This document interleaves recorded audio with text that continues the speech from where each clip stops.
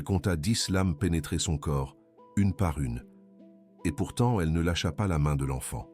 Lorsqu'elle tomba finalement, tout ce qu'elle vit, ce furent les yeux dorés d'un petit garçon criant à l'aide. Puis, le noir. Si vous vous êtes déjà senti invisible aux yeux du monde, si vous vous êtes déjà demandé si quelqu'un remarquerait votre disparition, cette histoire est pour vous. Les néons du bistrot de Maurice clignotaient comme toujours les mardis soirs. Sophie Dubois essuya la table numéro 7 pour la 3e fois, même si personne ne s'y était assis depuis des heures. Le coup de feu du dîner était passé, laissant derrière lui le désordre habituel de taches de sauce tomate et de serviettes oubliées. Elle effectuait ses gestes comme un fantôme, ce qui lui allait bien, car c'est exactement ce qu'elle ressentait la plupart du temps.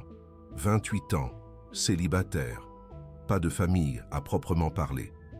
Un studio qui sentait le moisi malgré tous ses efforts de nettoyage, et un boulot qui payait juste assez pour la maintenir en vie, mais pas assez pour vivre vraiment. La clochette au-dessus de la porte tinta. Sophie leva les yeux, prête à réciter la même salutation fatiguée qu'elle avait prononcée 1 millier de fois auparavant. Mais les mots se bloquèrent dans sa gorge. Un petit garçon se tenait sur le seuil, seul. Il ne devait pas avoir plus de 5 ans. Ses vêtements étaient chers, le genre de tissu qui coûtait probablement plus cher que son loyer mensuel. Mais son visage était strié de larmes, et son petit corps tremblait comme une feuille dans la tempête. Sophie posa sa lavette. Quelque chose chez cet enfant lui serra la poitrine d'une manière qu'elle n'avait pas ressentie depuis 2 ans. Pas depuis. Elle repoussa cette pensée. « Hé, salut !» dit-elle doucement, s'accroupissant à sa hauteur. « Tu es perdu ?» Le garçon la regarda avec des yeux qui semblaient trop vieux pour son visage, dorés, presque ambrés, avec d'étranges pupilles verticales qui captaient la lumière d'une manière inhabituelle. Sophie cligna des yeux, certaine qu'elle avait imaginé cela. « Les méchants arrivent, » murmura-t-il. « Ils veulent me faire du mal. » Le sang de Sophie se glaça. « Quels hommes de main! Où sont tes parents ?» Mais avant que le garçon ne puisse répondre, la porte s'ouvrit en grand. 3 hommes en manteau noir inondèrent le bistrot. Ils se déplaçaient avec une précision militaire, leurs yeux scannant la pièce avec une froide efficacité. Chacun d'eux portait un couteau, les lames scintillant sous les néons clignotants. Sophie se leva lentement, se positionnant entre l'enfant et les intrus, les autres clients. Un couple dans le coin, un vieux monsieur sirotant son café. Ils se figèrent tous. Puis, un par un, ils détournèrent le regard. Le couple trouva soudain leur téléphone fascinant. Le vieux monsieur fixa sa tasse comme si elle contenait les secrets de l'univers. Personne ne bougea pour aider. Personne ne reconnut même ce qui se passait. Sophie sentit la piqûre familière de l'invisibilité. Mais cette fois, elle s'accompagnait de quelque chose d'autre.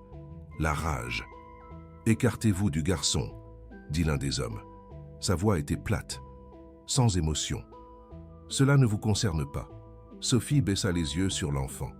Il s'était agrippé à son tablier, ses petits doigts serrant le tissu si fort que ses jointures étaient devenues blanches. Ses yeux dorés la fixaient, remplis de terreur et de quelque chose d'autre, l'espoir. Si vous avez déjà été la seule personne prête à se lever quand tous les autres détournèrent le regard, vous comprenez ce qui s'est passé ensuite. « Je ne bouge pas », dit Sophie. L'homme inclina la tête, comme si sa réponse était la chose la plus déroutante qu'il ait jamais entendue. Peut-être que c'était le cas. Peut-être que personne ne lui avait jamais dit non auparavant. « Vous ne comprenez pas qui nous sommes. » Sophie sentit son cœur battre si fort qu'elle était sûre que tout le monde pouvait l'entendre. « Non, mais je comprends qui je suis. Et je ne suis pas le genre de personne qui laisse un enfant se faire blesser. » L'homme sourit. Ce n'était pas une expression agréable. « Alors vous mourrez avec lui. » Tout ce qui suivit se produisit en fragments. La première lame l'atteignit à l'épaule. Elle haleta mais ne tomba pas. Au lieu de cela, elle enroula ses bras autour du garçon, le protégeant avec son corps. La deuxième lame la frappa dans le dos. Elle sentit le métal froid glisser entre ses côtes, sentit l'afflux chaud de sang imbibant son uniforme. Pourtant, elle ne lâcha pas. La troisième, la quatrième, la cinquième. Chacune envoya une nouvelle vague d'agonie à travers son corps. Elle arrêta de compter après cela. Ou peut-être qu'elle ne le fit pas. Peut-être qu'elle compta chaque lame, marquant chaque coup comme preuve qu'elle était toujours en vie, qu'elle tenait toujours bon. 10. Le nombre se grava dans sa conscience. 10 lames, 10 blessures, 10 raisons pour lesquelles elle devrait déjà être morte. Mais elle ne l'était pas. Pas encore. À travers la brume de la douleur, elle entendit le garçon pleurer, sentit ses petits bras enroulés autour de son cou, l'entendit appeler à l'aide, n'importe qui. Et puis, elle entendit autre chose. Un rugissement, pas un son humain, quelque chose de primal, quelque chose d'ancien, quelque chose qui fit hurler chaque instinct de son corps de courir, même si ses jambes cédaient sous elle. La dernière chose qu'elle vit avant que l'obscurité ne la réclame fut un éclair d'yeux dorés, exactement comme ceux du garçon. Mais ses yeux appartenaient à quelque chose de bien plus terrifiant, quelque chose avec des écailles.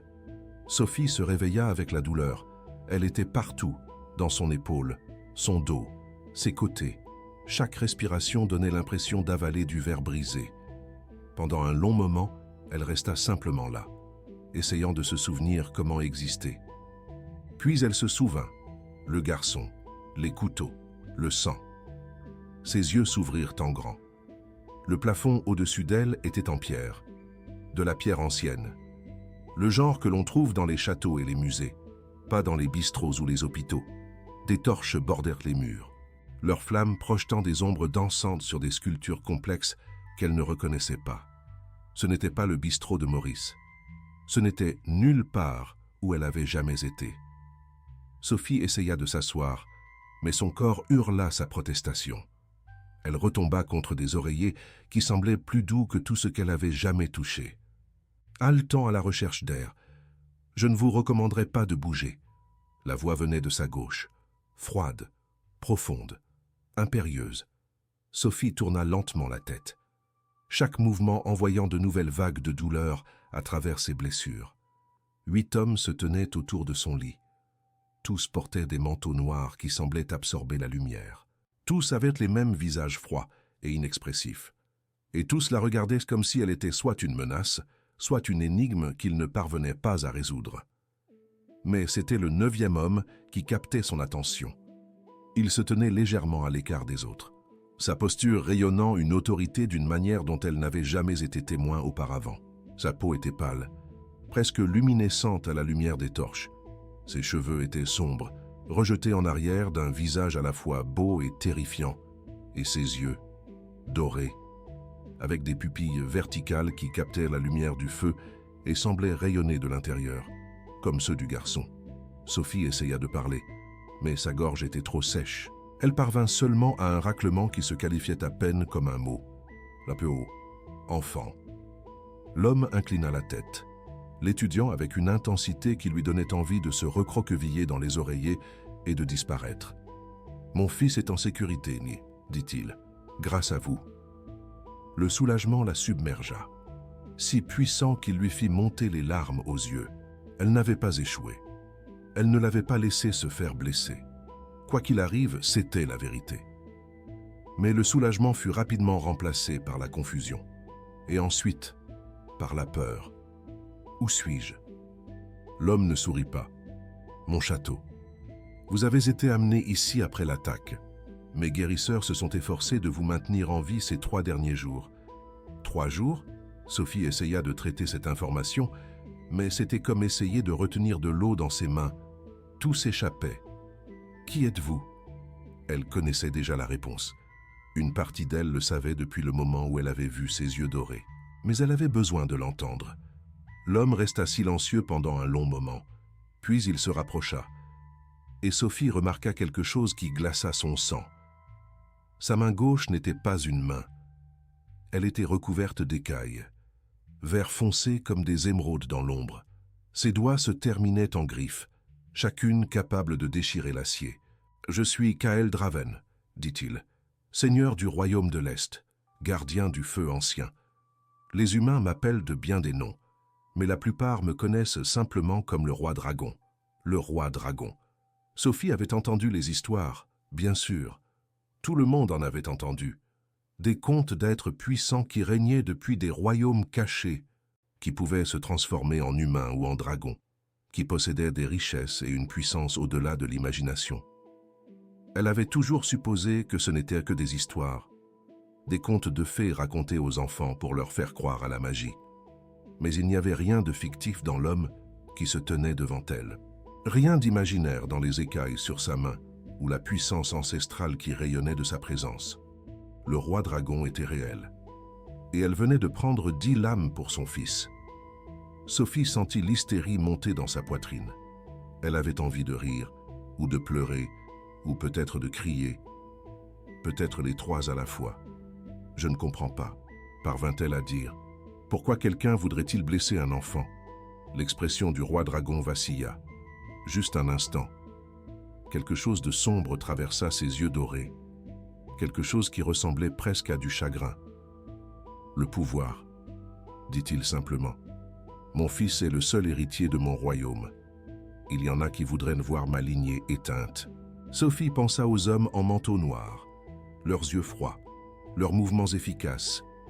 Des professionnels, réalisa-t-elle, des tueurs entraînés envoyés pour assassiner un garçon de 5 ans. Cette pensée lui donna envie de vomir. « Les hommes qui ont attaqué », dit-elle lentement. « Qui les a envoyés ?» Le roi dragon ne répondit pas immédiatement. Au lieu de cela, il se tourna vers l'un des gardes. « Laissez-nous. » Les 8 hommes sortirent sans un mot, leurs pas silencieux sur le sol de pierre. Ce n'est que lorsque la lourde porte se referma derrière eux que le roi dragon reprit la parole. « C'est ce que j'ai l'intention de découvrir. » Il se rapprocha de son lit, et Sophie se surprit à se reculer dans les oreillers. Pas par peur exactement, quelque chose d'autre. Quelque chose qu'elle ne pouvait pas nommer. Mais d'abord, j'ai besoin de savoir qui vous êtes. Sophie cligna des yeux. Moi, je ne suis personne. Juste une serveuse. Une serveuse qui a pris 10 lames pour un enfant qu'elle n'avait jamais rencontré. Une serveuse qui s'est levée quand tous les autres détournèrent le regard. Une serveuse qui a survécu à des blessures qui auraient dû la tuer en quelques minutes. Il était proche maintenant. Assez proche pour qu'elle puisse voir le léger motif d'écaille le long de sa mâchoire. À peine visible, à moins de savoir où regarder. Assez proche pour qu'elle puisse sentir quelque chose comme de la fumée et des forêts anciennes émanant de sa peau. « Non », dit doucement le roi dragon, « vous n'êtes pas personne. Et j'ai l'intention de découvrir exactement qui vous êtes. » Avant que Sophie ne puisse répondre, une voix plus petite coupa court à l'attention. « Papa !» Sophie et le roi dragon se tournèrent vers la porte. Un petit garçon se tenait là, ses yeux dorés grands ouverts d'excitation. Il portait ce qui ressemblait à un pyjama de soie, et ses cheveux noirs se dressaient dans tous les sens comme s'il venait de se réveiller. Théo. La voix du roi dragon contenait un avertissement, mais aussi quelque chose de plus doux. Tu devrais être au lit. Mais elle s'est réveillée. Théo ignora complètement son père et courut vers Sophie, ses petits pieds frappant le sol de pierre. Avant que quiconque ne puisse l'arrêter, il avait grimpé sur le lit et l'avait serré dans ses bras. Une douleur explosa à travers les blessures de Sophie, mais elle s'en fichait. Elle ne le repoussa pas. Au lieu de cela, elle sentit ses bras bouger d'eux-mêmes, rendant l'étreinte. « Tu m'as sauvé », murmura Théo contre son épaule. « Tu ne les as pas laissés m'emmener. » Sophie sentit des larmes couler sur son visage. Elle ne savait pas quand elle avait commencé à pleurer. « Bien sûr que non, » dit-elle, « bien sûr. Si vous avez ressenti cela. Ce moment où vous tenez un enfant qui vous fait entièrement confiance, qui vous voit quand personne d'autre ne le fait. Alors vous comprenez pourquoi Sophie a pris sa décision suivante. Elle n'allait laisser rien arriver à ce garçon. Pas tant qu'elle respirait encore. Le roi dragon observa la scène en silence. Son expression était illisible, mais quelque chose changea dans ses yeux dorés. Quelque chose qui ressemblait presque à de la reconnaissance. Il avait cherché quelqu'un pour protéger son fils. Quelqu'un de loyal, quelqu'un de courageux, quelqu'un qui ne pouvait être ni acheté ni menacé. Il venait de la trouver. Mais tout le monde dans le château n'était pas satisfait de cette évolution. Dans une chambre de l'autre côté du château, une femme regardait à travers un miroir qui montrait plus que des reflets. Son visage était magnifique, ses vêtements étaient impeccables, et son sourire n'atteignait pas ses yeux froids et calculateurs. Helena Voss était la future épouse choisie par le roi dragon depuis 3 mois maintenant. 3 mois à jouer le rôle du partenaire parfait, de la future reine idéale. 3 mois à attendre que son plan se concrétise. Le garçon était censé être mort à présent, avec l'héritier disparu. Ses propres enfants hériteraient de tout, le royaume, le pouvoir, le trésor qui avait été amassé pendant 1000 ans. Mais cette serveuse avait tout gâché. « Elle est réveillée », murmura Helena à l'ombre à ses côtés. Et le roi semble intéressé. L'ombre ne répondit pas par des mots. Elle le faisait rarement. « Cela ne change rien », poursuivit Helena. « La serveuse n'est personne. Une roturière qui a eu de la chance. Elle aura disparu d'ici une semaine, mais même en parlant. » Helena sentit une lueur d'incertitude. Elle avait vu la façon dont le roi dragon regardait la femme blessée, avait vu la façon dont son fils s'accrochait à elle. Cette serveuse pourrait être un plus gros problème qu'elle ne l'avait prévu. Peu importe. Helena Voss n'était pas arrivée aussi loin en abandonnant au premier obstacle. Elle devrait simplement ajuster son plan. Et si la serveuse devait mourir pour que cela se produise, eh bien, ce ne serait que des dommages collatéraux. De retour dans la chambre de soins. Sophie avait enfin cessé de pleurer.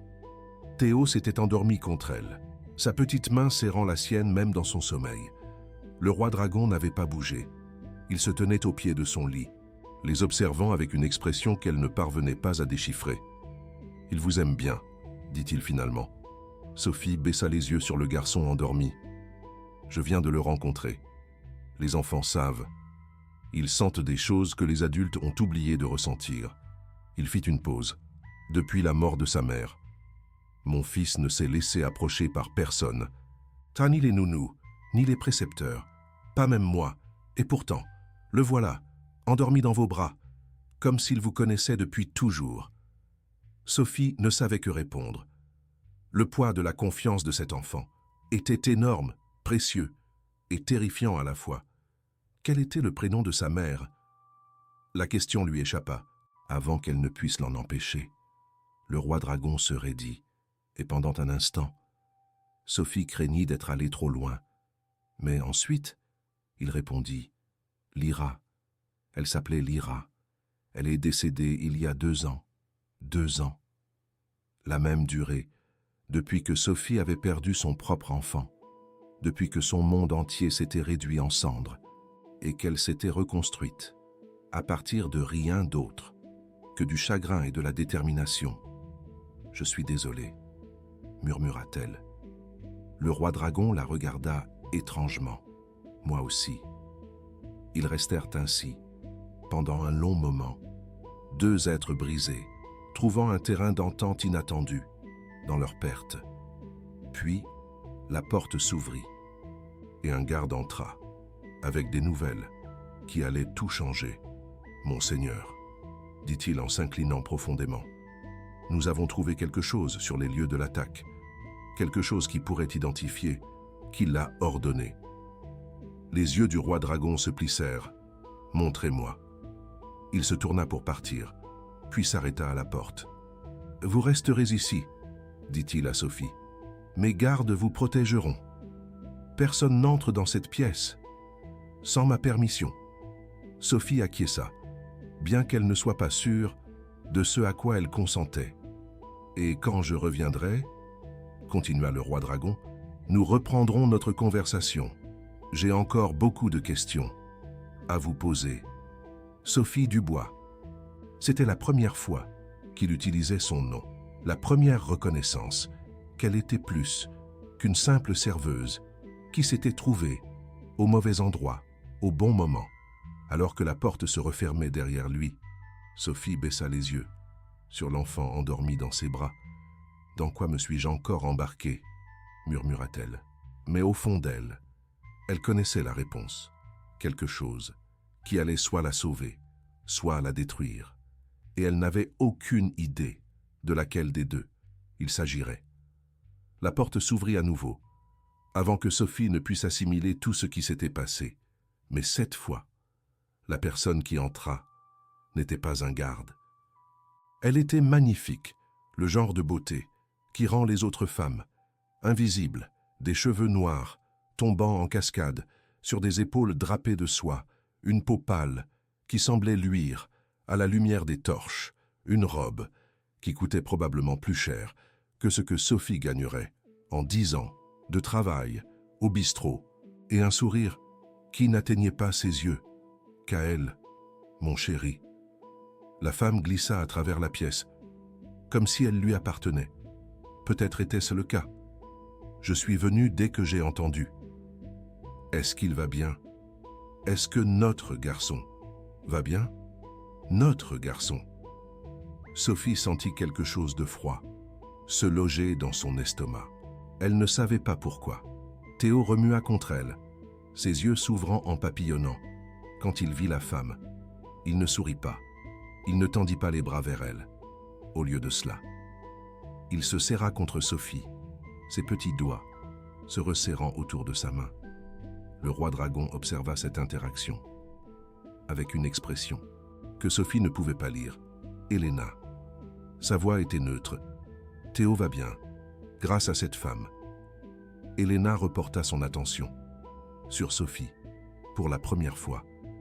Ses yeux balayèrent les bandages, les draps tachés de sang, le visage pâle d'une serveuse qui n'avait rien à faire, dans un château. Oui. Elle pencha la tête, et pendant un bref instant, quelque chose scintilla dans son regard, quelque chose qui fit ramper la peau de Sophie. J'ai entendu ce qui s'est passé, comme c'est courageux de votre part. Les mots étaient justes, le ton était juste, mais quelque chose n'allait pas. Sophie avait passé toute sa vie à être invisible, à observer depuis la touche, à observer sans être observée. Et pendant toutes ces années, elle avait appris à lire les gens, à voir la vérité derrière les masques. Cette femme portait un masque, un très bon masque, mais un masque, néanmoins.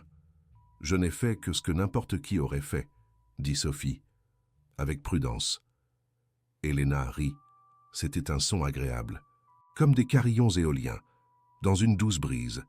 Mais Sophie entendit la dissonance, en dessous. N'importe qui. Mon chéri, j'ai vu les autres personnes, dans ce restaurant. Ils n'ont rien fait. Seul vous avez bougé. Seul vous. Vous êtes interposé entre mon futur beau-fils et ces hommes horribles, futurs beaux-fils. Alors, c'était la fiancée du roi dragon, la femme qui deviendrait la mère de Théo. Théo se serra encore plus contre Sophie et elle sentit son petit corps trembler. Pourquoi? Continua Elena en s'approchant du lit. Il faut absolument que j'en sache plus sur vous. D'où venez-vous? Avez-vous de la famille? Qu'est-ce qui vous a amené à ce bistrot? À ce moment précis? Les questions fusaient, chacune étant prononcée, avec ce même sourire agréable qui n'atteignait jamais ses yeux. Sophie avait l'impression d'être interrogée plutôt que remerciée. Elle a besoin de repos. La voix du roi dragon trancha l'interrogatoire d'Elena comme une lame dans de la soie. Ses yeux dorés étaient fixés sur sa fiancée et quelque chose passa entre eux que Sophie ne pouvait pas interpréter. Bien sûr, Elena recula d'un pas, son sourire ne faiblissant jamais.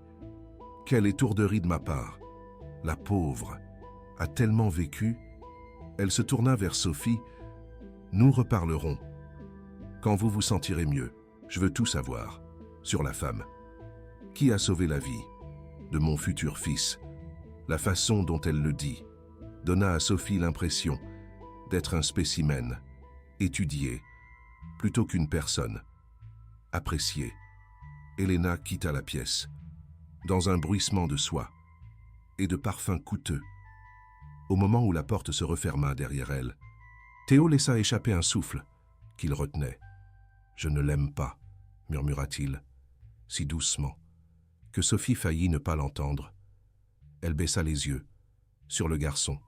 Dans ses bras, ses yeux dorés étaient grands ouverts, vulnérables, remplis de quelque chose qui ressemblait à de la peur. Pourquoi pas? Théo ne répondit pas. Au lieu de cela, il enfouit son visage dans l'épaule de Sophie et y resta, Le roi dragon n'avait pas bougé. Il se tenait près de la porte, regardant son fils, s'accrocher à une étrangère, comme si elle était une bouée de sauvetage.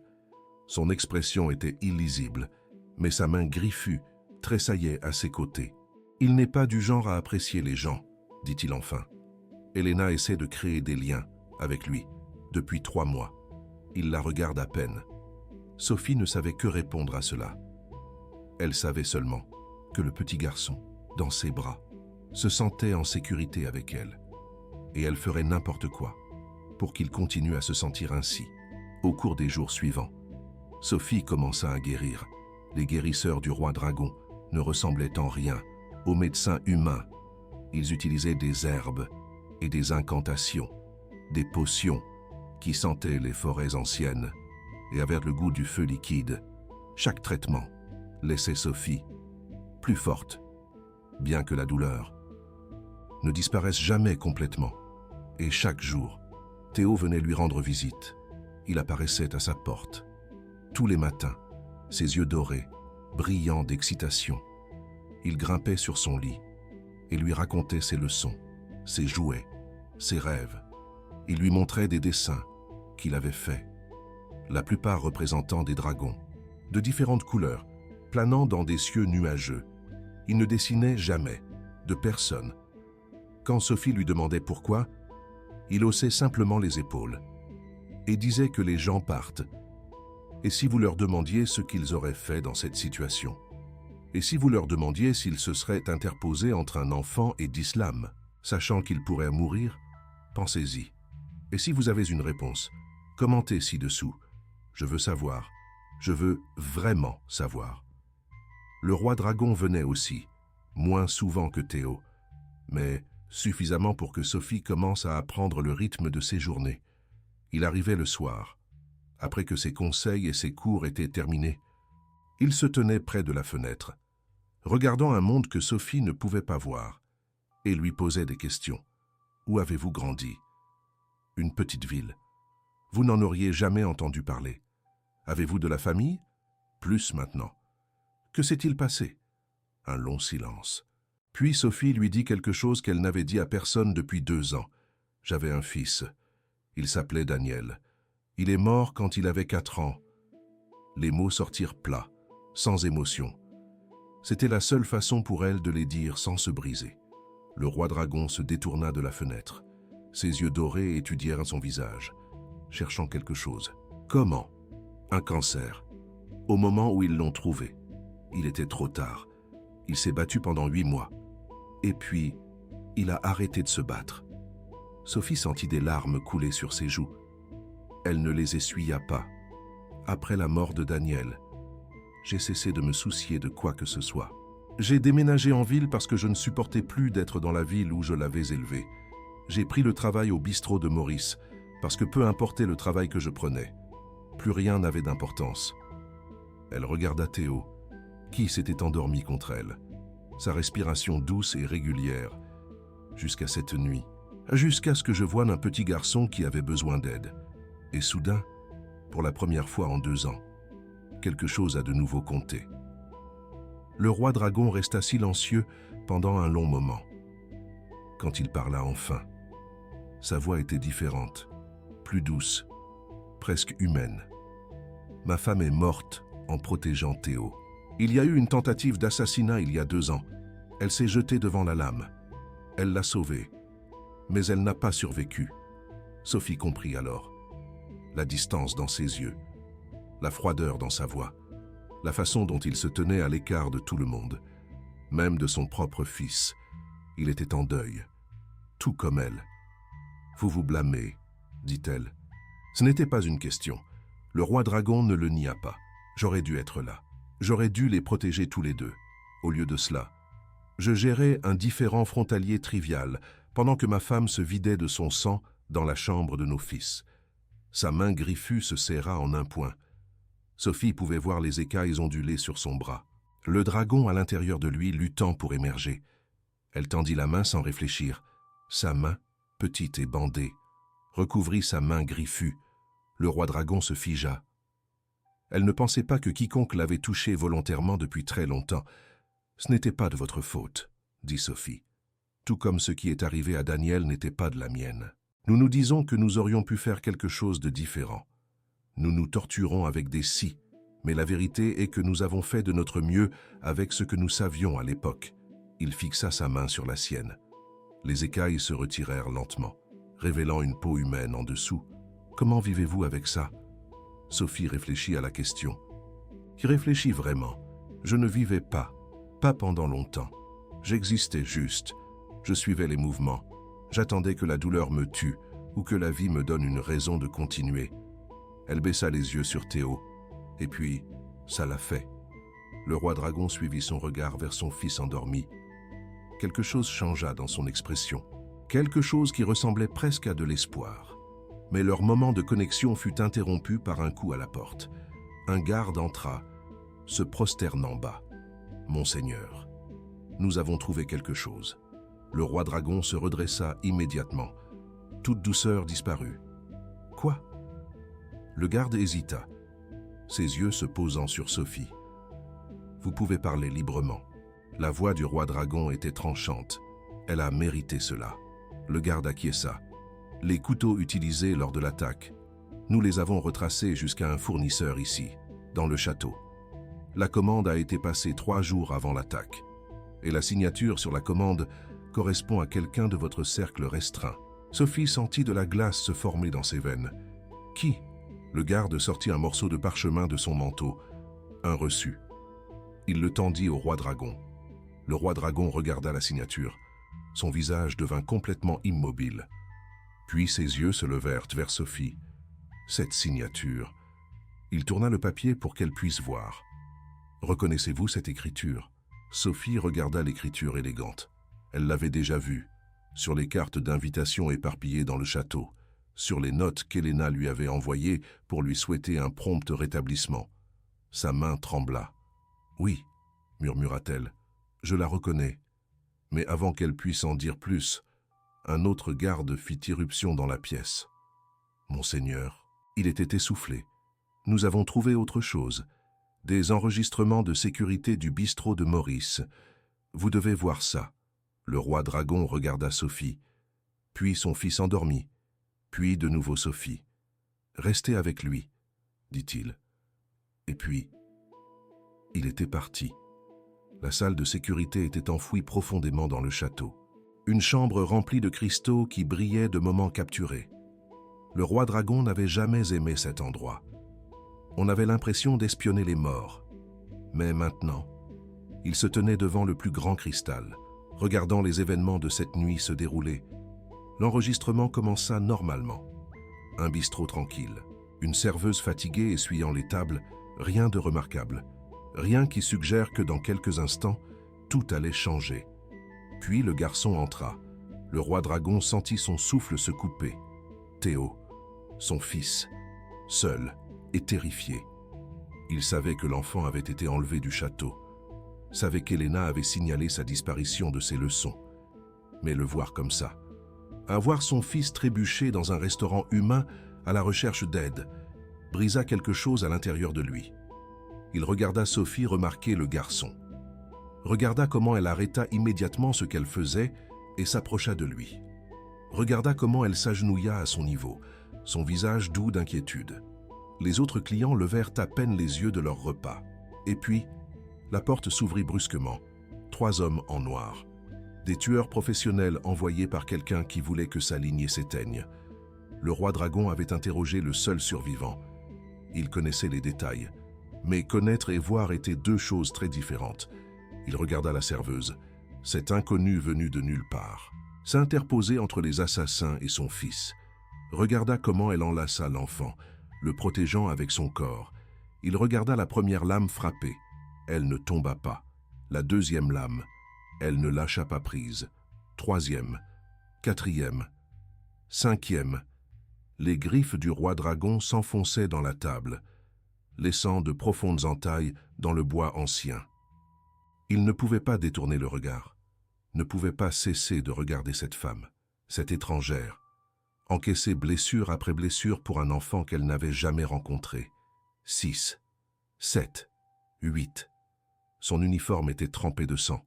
Son visage était pâle. Son corps faiblissait. Mais ses bras ne se sont jamais desserrés autour de Théo.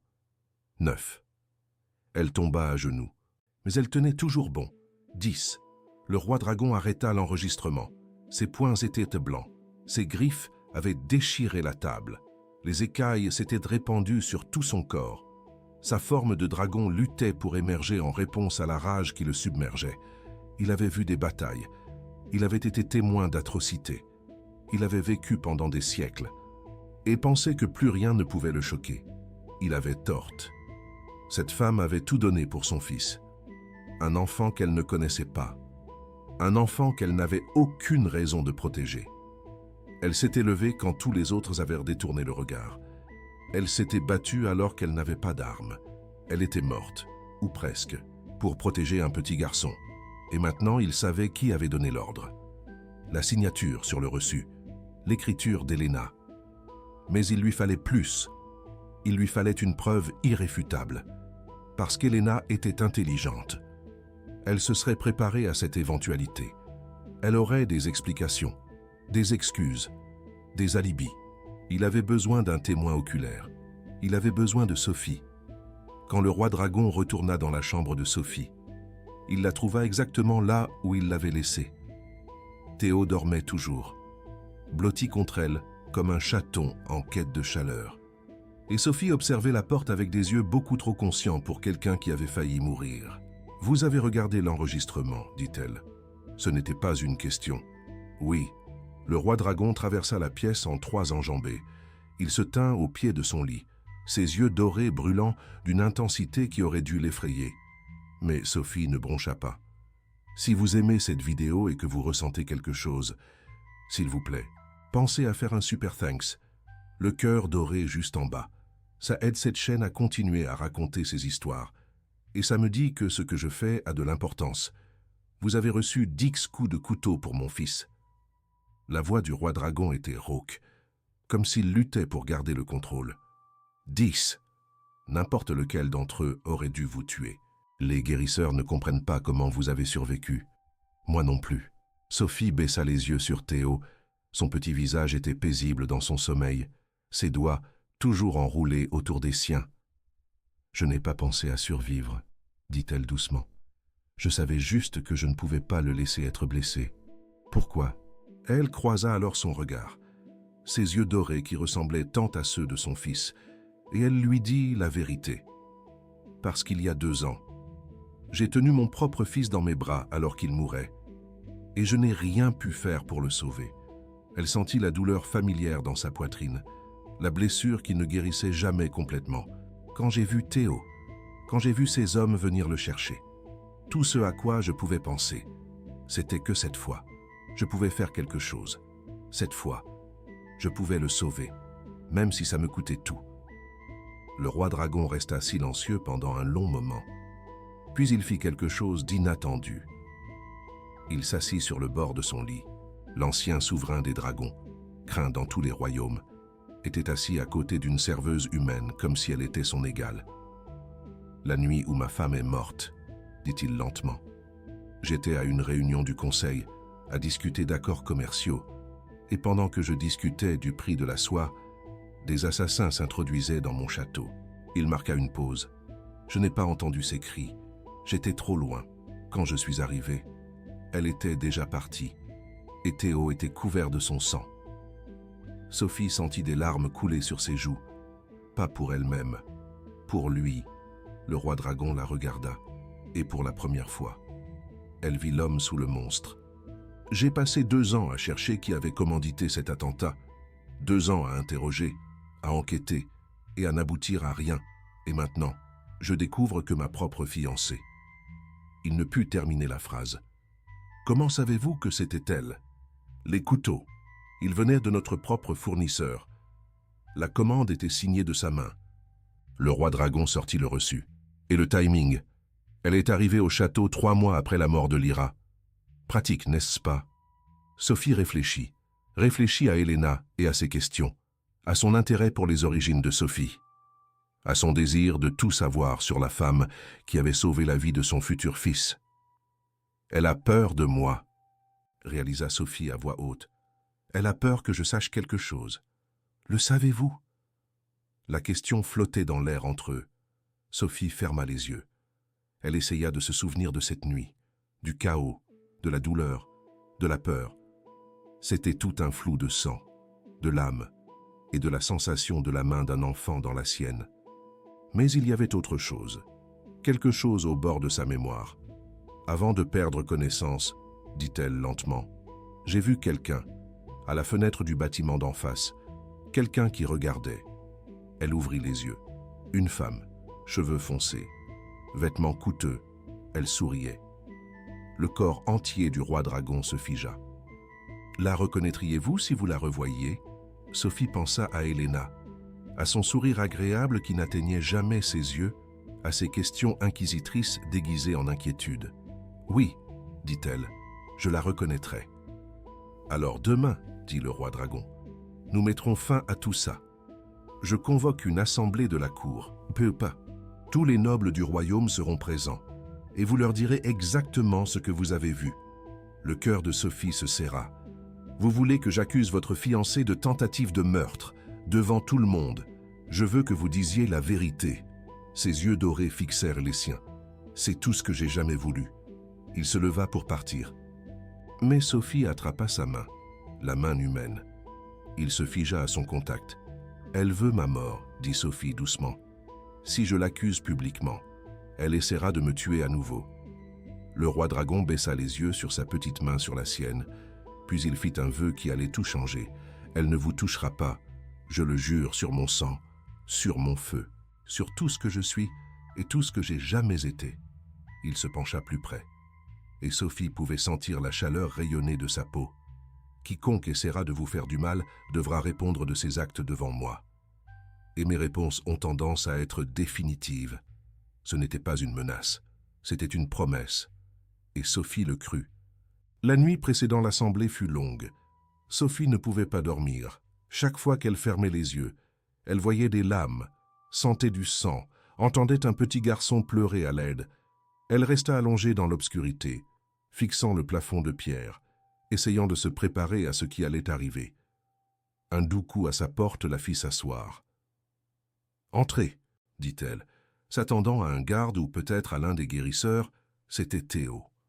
Le petit garçon se tenait dans l'embrasure de la porte en pyjama, ses yeux dorés rougis par les pleurs. « J'ai fait un cauchemar, chuchota-t-il. Est-ce que je peux rester avec vous ?» Sophie n'hésita pas.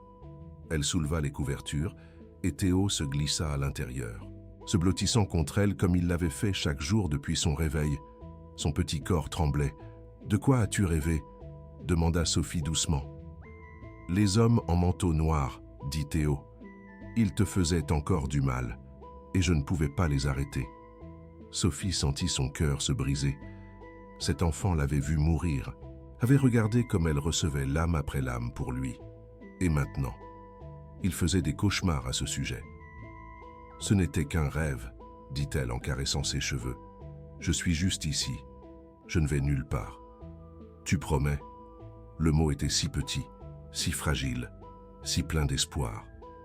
Sophie pensa à son propre fils, aux promesses qu'elle lui avait faites, des promesses qu'elle n'avait pas pu tenir, des promesses brisées par le cancer, par le destin, par la cruauté. Mais cette fois, c'était différent. Cette fois, elle avait le choix. « Je le promets, » dit-elle. Théo s'endormit dans ses bras. Sa respiration se calma, alors que les cauchemars s'estompaient.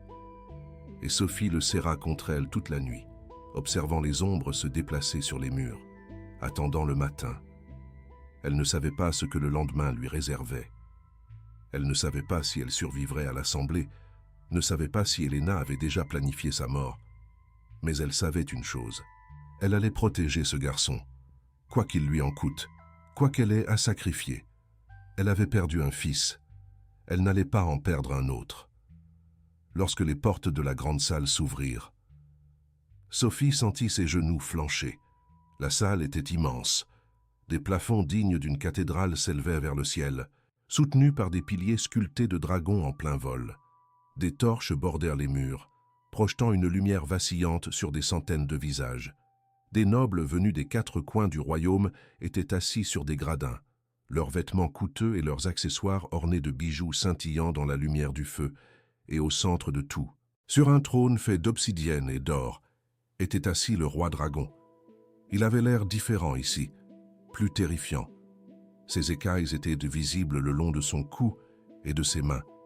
Ses yeux brillaient comme de l'or en fusion.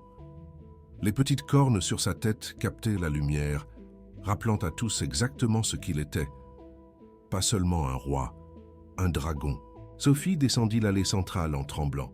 Elle était encore en convalescence, encore faible. Chaque pas envoyait une douleur fulgurante à travers ses blessures. Mais elle ne s'arrêta pas. Elle avait fait une promesse. Helena était assise à côté du trône, sa position indiquant clairement qu'elle était la future épouse. Elle portait une robe bleu nuit qui lui donnait l'air d'une reine. Son sourire était serein, confiant.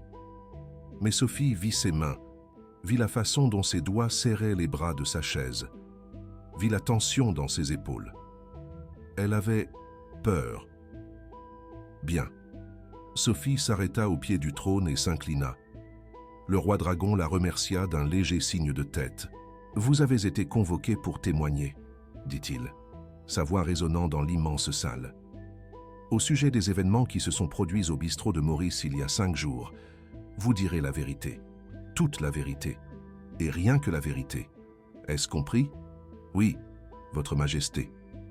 Alors commencez. » Sophie prit une inspiration, puis elle raconta son histoire. Elle leur parla de la nuit tranquille, du petit garçon qui avait franchi la porte, de la peur dans ses yeux dorés. Elle leur parla des hommes en manteau noir, de leurs couteaux brillants sous les néons. Elle leur parla des autres clients qui avaient détourné le regard, qui avaient fait semblant que rien ne se passait, qui avaient laissé un enfant mourir. Elle leur parla de son choix. « Je me suis interposée entre eux et le prince, » dit-elle. « Je n'y ai pas réfléchi. J'ai juste bougé.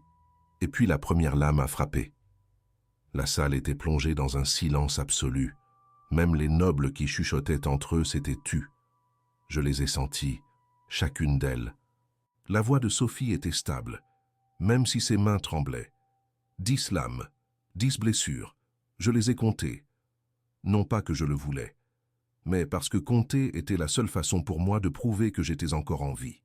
Elle regarda Théo, qui était assis à côté de son père sur un trône plus petit.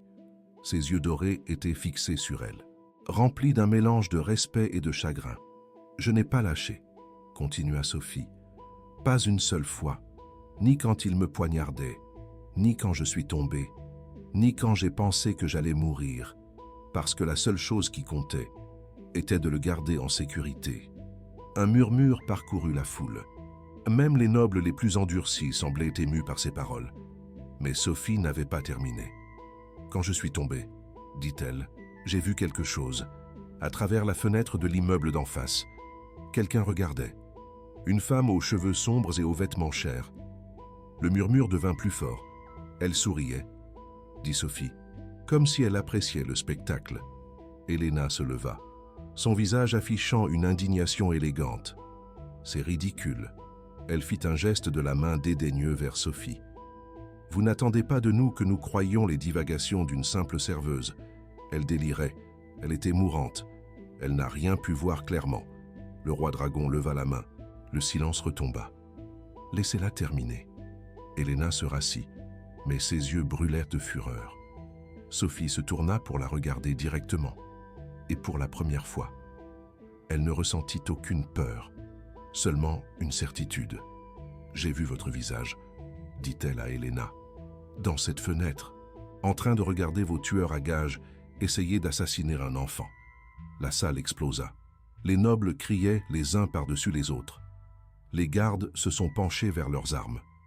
Helena hurlait des dénégations, tout en regardant le roi dragon avec des larmes coulant sur son visage. « C'est de la folie. » Elle tomba à genoux devant le trône. « Kael, s'il te plaît, tu me connais. Tu sais que je ne ferai jamais de mal à Théo.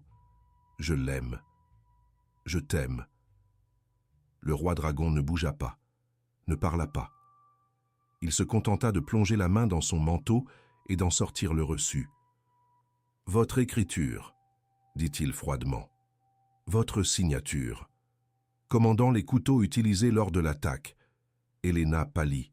« Ça, quand c'est un faux, ça doit l'être.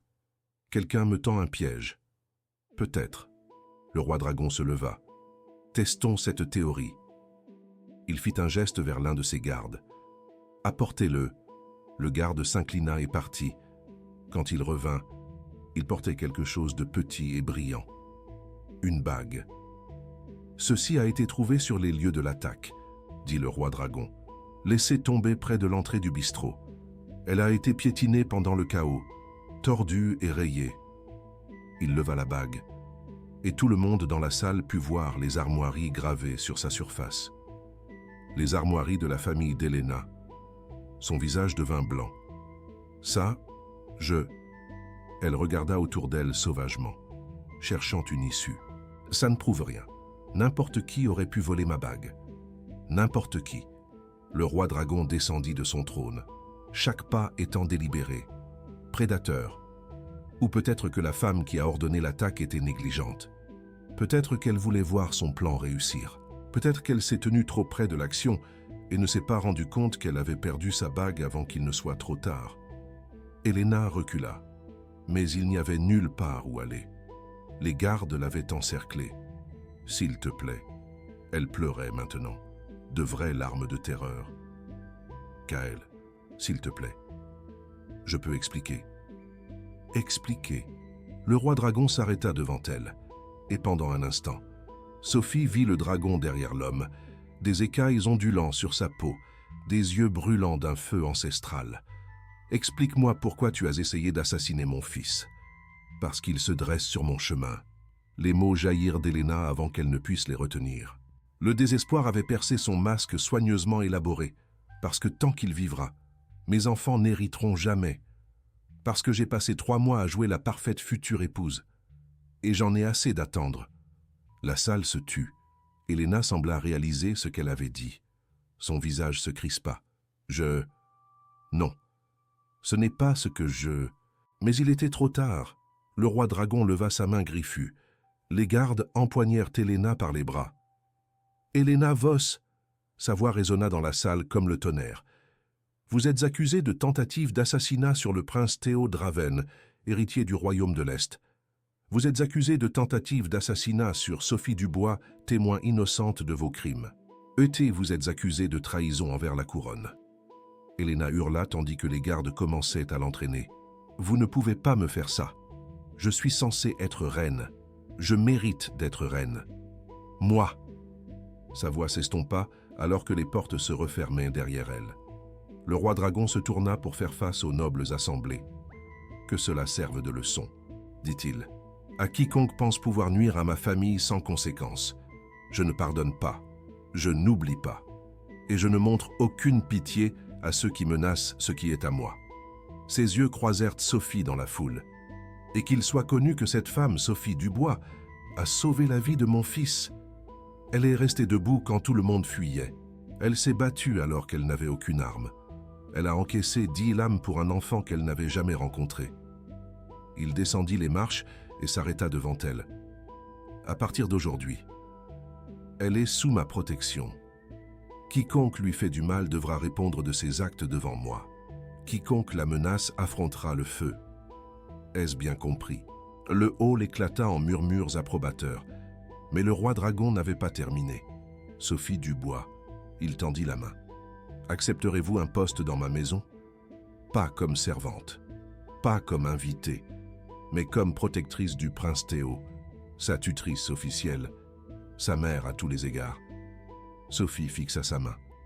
Les écailles qui ondulaient sur sa peau, les griffes qui pouvaient déchirer l'acier. Et elle vit autre chose. Un homme qui avait perdu sa femme. Un père qui avait terriblement peur de perdre son fils.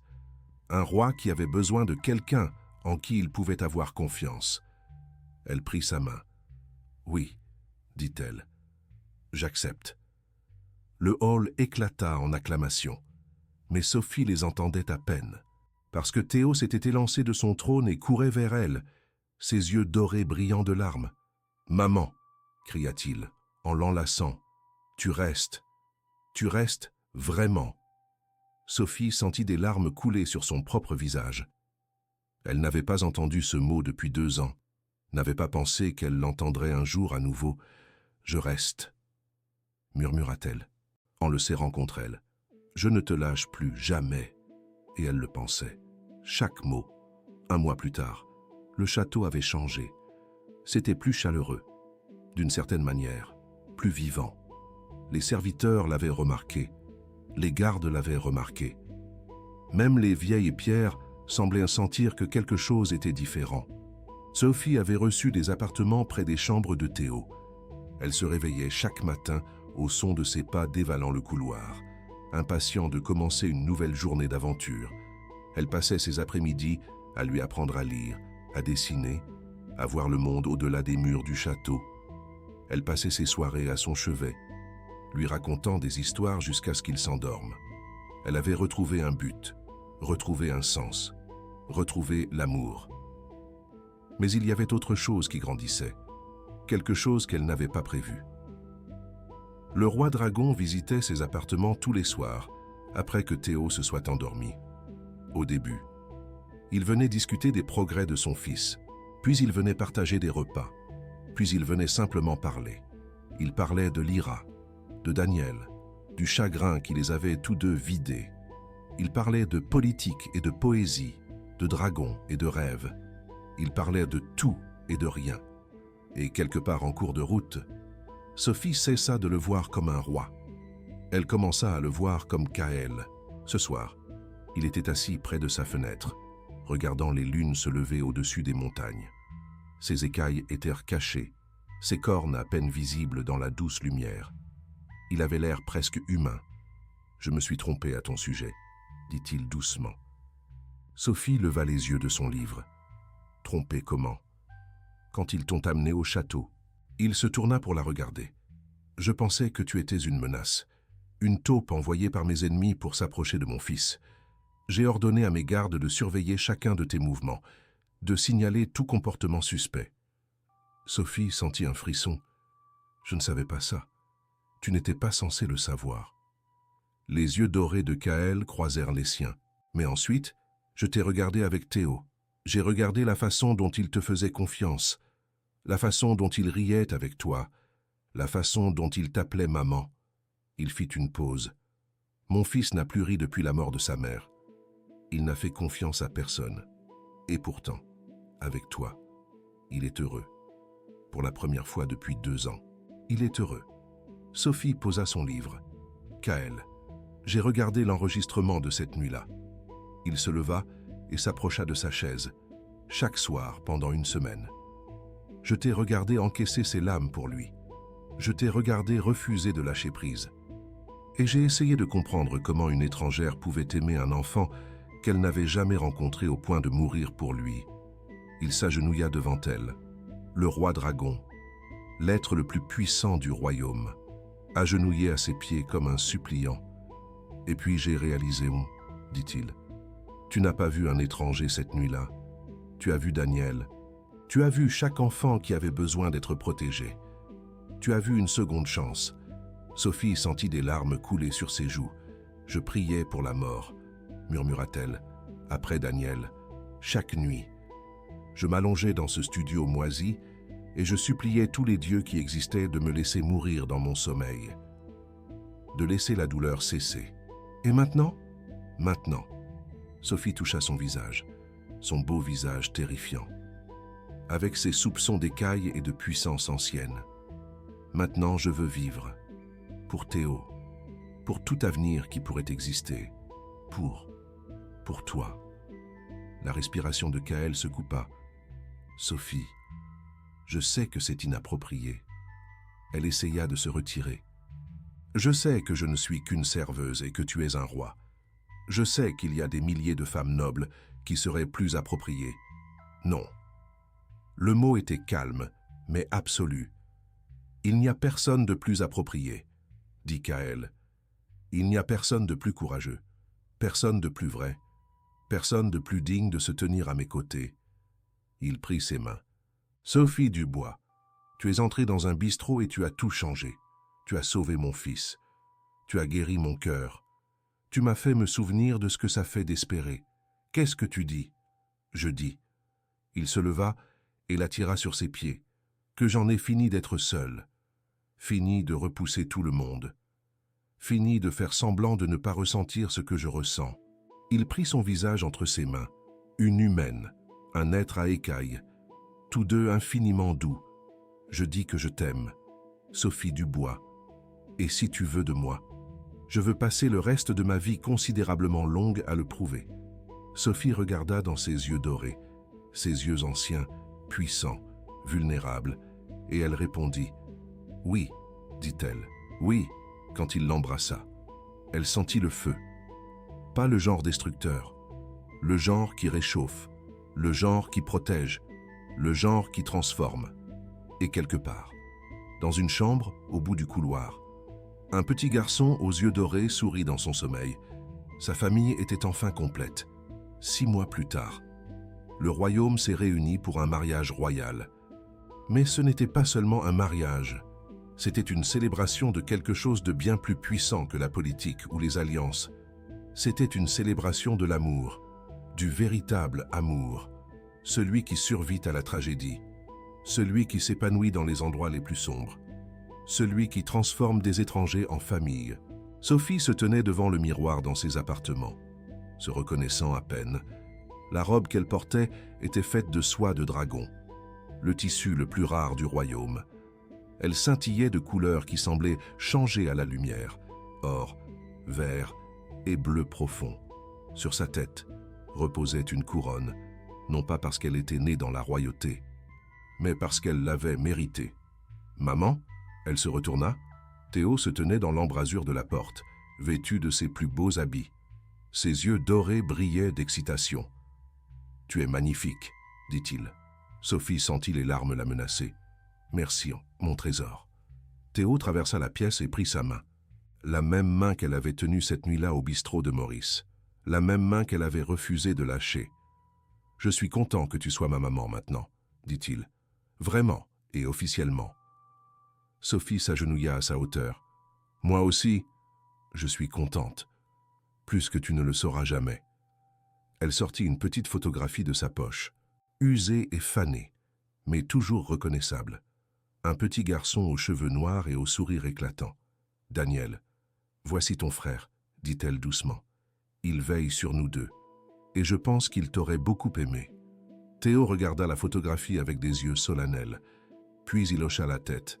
« Je le rendrai fier, » dit-il. « Je serai le meilleur prince de tous les temps, pour lui et pour toi. » Sophie le serra fort dans ses bras. « Tu l'es déjà. » La cérémonie était magnifique. Des dragons volaient au-dessus de leurs têtes, leurs écailles captant la lumière du soleil.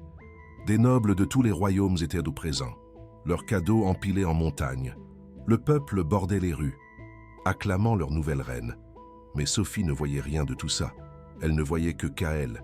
Il se tenait à l'autel, l'attendant. Ses écailles étaient visibles aujourd'hui, un témoignage de sa véritable nature. Ses petites cornes captaient la lumière. Sa main griffue reposait à son côté. Il était terrifiant.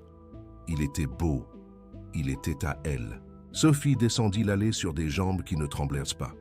Elle avait affronté 10 lames pour un enfant qu'elle ne connaissait pas. Elle pouvait affronter ça. Théo marchait à côté d'elle, portant un coussin avec les alliances. Son rôle de porteur d'alliance était un poste pour lequel il avait fait pression avec agressivité et qu'il avait gagné. Lorsque Sophie atteignit l'autel, Kaël prit ses mains. « Tu sais, » chuchota-t-il, « quand Marcus t'a amené au château pour la première fois, je lui ai ordonné de tout savoir sur toi. Chaque secret, chaque honte cachée. » Sophie haussa un sourcil. « Et il a trouvé une serveuse, avec un enfant mort, un cœur brisé, et plus rien au monde pour lequel elle valait la peine de vivre. » Il serra ses mains. « Il a trouvé la personne la plus courageuse que j'ai jamais connue. » Sophie sentit les larmes couler sur son visage. L'officiant commença la cérémonie. Des mots anciens dans une langue que Sophie ne comprenait pas entièrement, mais elle en comprenait assez. Elle comprenait qu'elle promettait l'éternité, et elle le pensait. Quand vint le moment des vœux, Kaël commença. « Sophie Dubois, dit-il, assez fort pour que toute l'assemblée l'entende.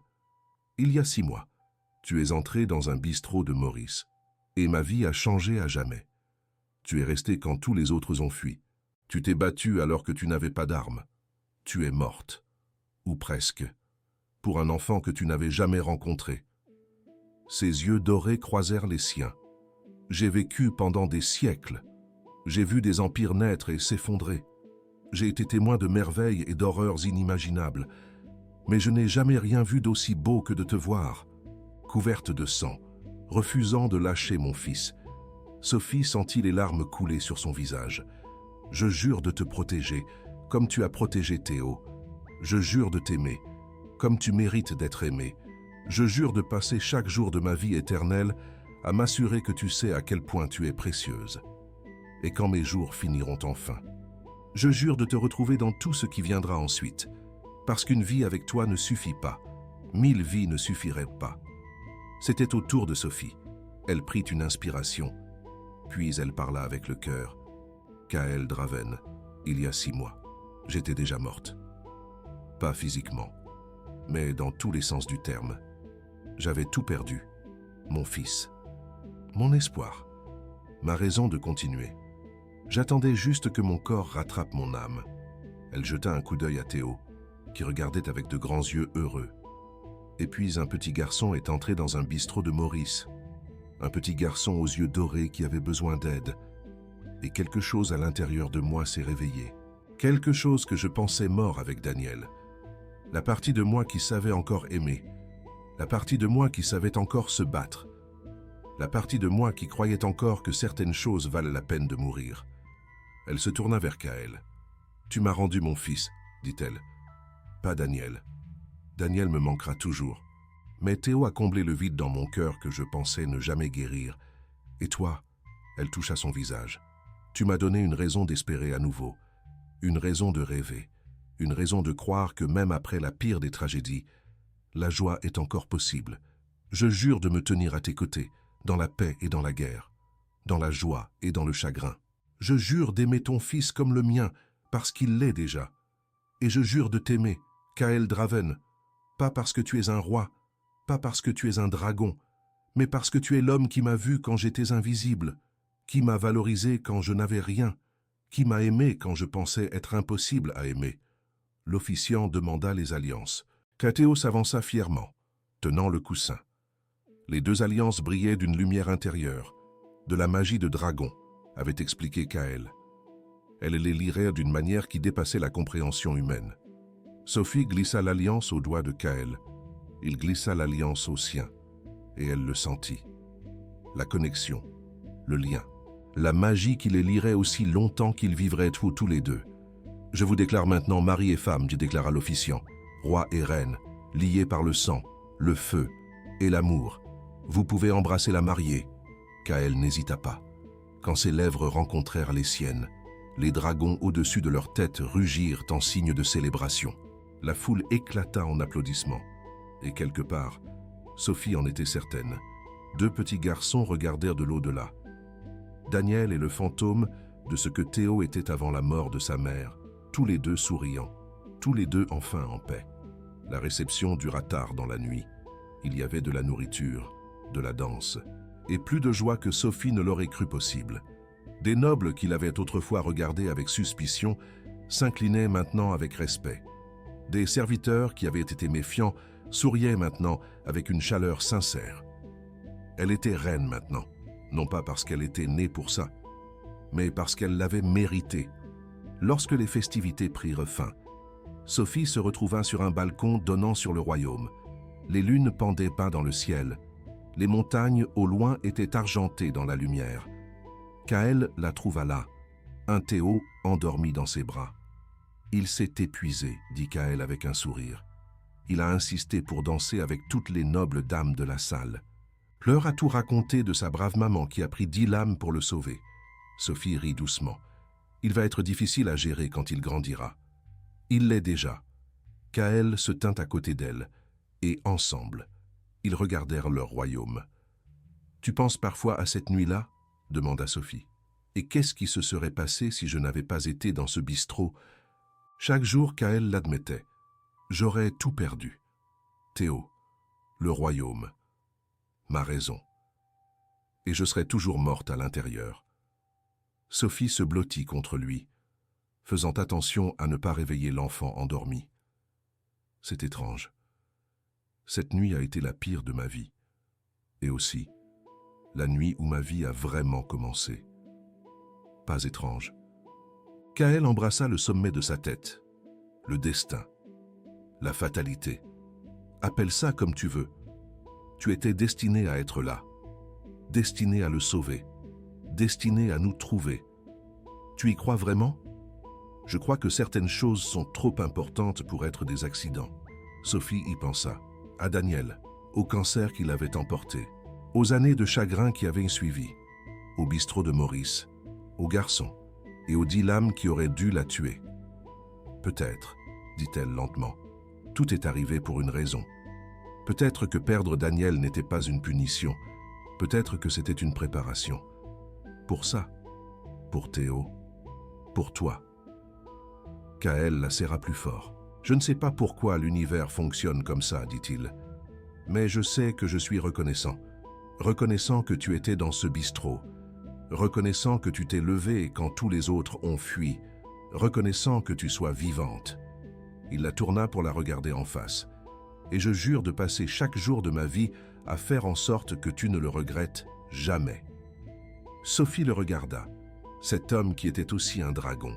Ce roi qui était devenu son mari. Cette âme brisée qui avait trouvé la guérison dans ses bras. Je ne pourrai jamais le regretter, dit-elle. Comment pourrais-je regretter d'avoir trouvé ma famille? Elle regarda Théo, dormant paisiblement dans les bras de son père, son fils maintenant, officiellement. Et pour toujours. J'ai perdu un enfant, murmura-t-elle. Et l'univers m'en a donné un autre. J'ai perdu espoir. Et l'univers m'a donné une raison d'espérer à nouveau. J'ai tout perdu.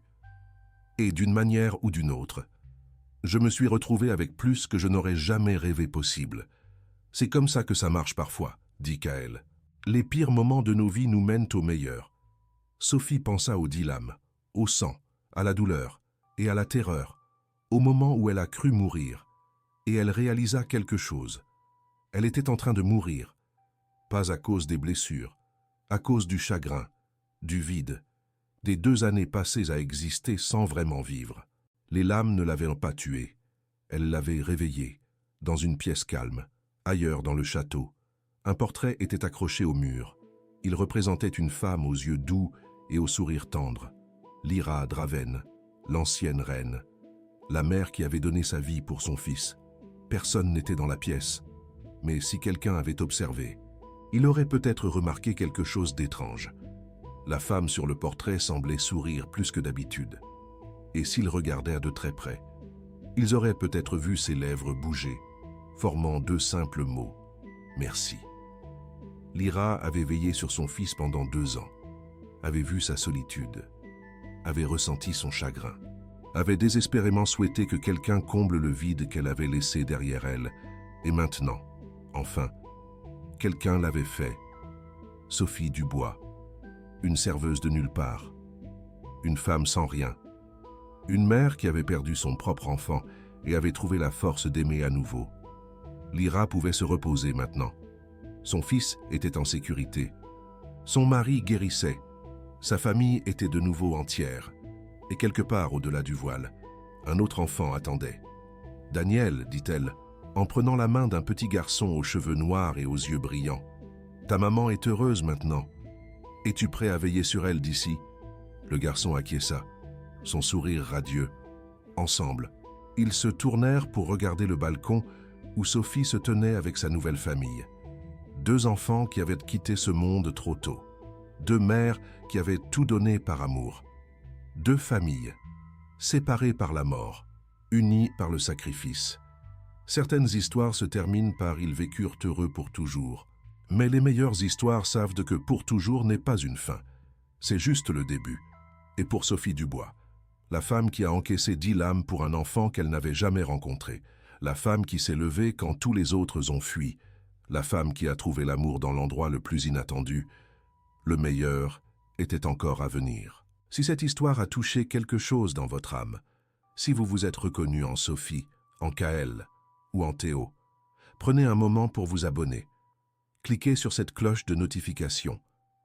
Parce que des histoires comme celle-ci nous rappellent que même dans nos moments les plus sombres, l'espoir existe, l'amour existe, les secondes chances existent. Vous devez juste être assez courageux pour les saisir. Et parfois, tout ce qu'il faut, c'est le courage de se tenir entre un enfant et 10 lames, même quand tous les autres détournent le regard.